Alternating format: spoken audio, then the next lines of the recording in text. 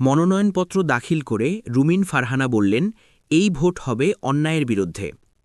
ব্রাহ্মণবাড়িয়া 2, সরাইল, আশুগঞ্জ ও বিজয়নগরের একাংশ আসনে স্বতন্ত্র প্রার্থী হিসাবে মনোনয়নপত্র দাখিল করেছেন সংরক্ষিত আসনের সাবেক সংসদ সদস্য ও বিএনপির আন্তর্জাতিক বিষয়ক সহ সম্পাদক রুমিন ফারহানা।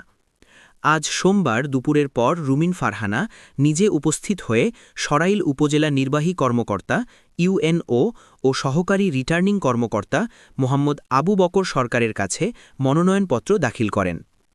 মনোনয়নপত্র দাখিলের পর সাংবাদিকদের প্রশ্নের জবাবে রুমিন ফারহানা বলেন, আল্লাহর পরিকল্পনা মানুষের বোঝার বাইরে। আল্লাহর এই পরিকল্পনায় আমার বাবা ৭৩ সালে আওয়ামী লীগের জোয়ারের বিপক্ষে স্বতন্ত্র নির্বাচন করেছেন। রাব্বুল আলামিনের কি অদ্ভুত পরিকল্পনা!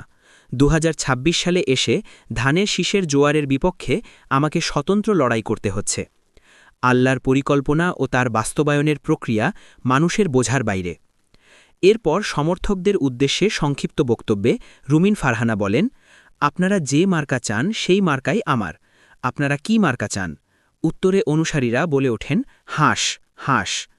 সরাইল, আশুগঞ্জ উপজেলাকে বাংলাদেশের অবহেলিত দুটি উপজেলা উল্লেখ করে রুমিন ফারহানা প্রশ্ন তোলেন, স্বাধীনতার ৫৫ বছর পরও সরাইল আশুগঞ্জের অবস্থা বেহাল কেন? কেন কোনো সংসদ সদস্য এই বেহাল অবস্থার পরিবর্তন আনল না? সরাইল আশুগঞ্জের মানুষ কেন তাদের ন্যায্য পাওনা বুঝে পাইল না?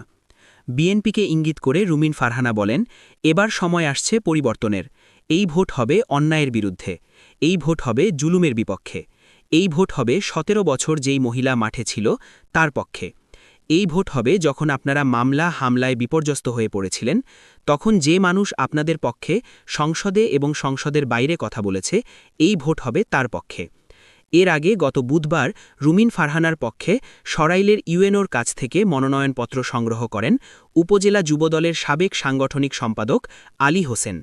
আজ মনোনয়নপত্র দাখিলের সময় রুমিন ফারহানার সঙ্গে ছিলেন উপজেলা বিএনপির সাবেক সভাপতি হোসেন মিয়া, উপজেলা ছাত্রদলের সাবেক সাধারণ সম্পাদক ওসমান খাঁ ও উপজেলা শ্রমিক দলের সভাপতি আয়ুব হোসেন সহ কয়েকশো অনুসারী। রুমিন ফারহানার মনোনয়নপত্রে প্রস্তাবকারী হয়েছেন শাহবাজপুর ইউনিয়ন বিএনপি দফতর সম্পাদক মোশাররফ হোসেন আর সমর্থনকারী হয়েছেন প্রচার সম্পাদক জোনায়েদ খান।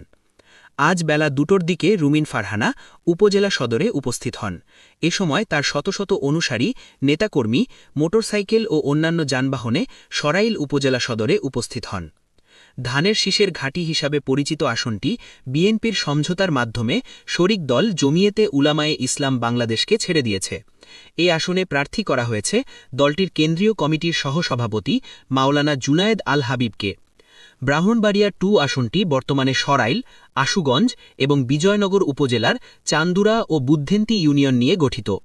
রুমিন ফারহানার পৈতৃক বাড়ি বুদ্ধেন্তি ইউনিয়নে।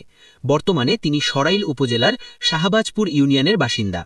এ আসনে মোট ভোটার ৪,৯৯,৪৪৮ জন।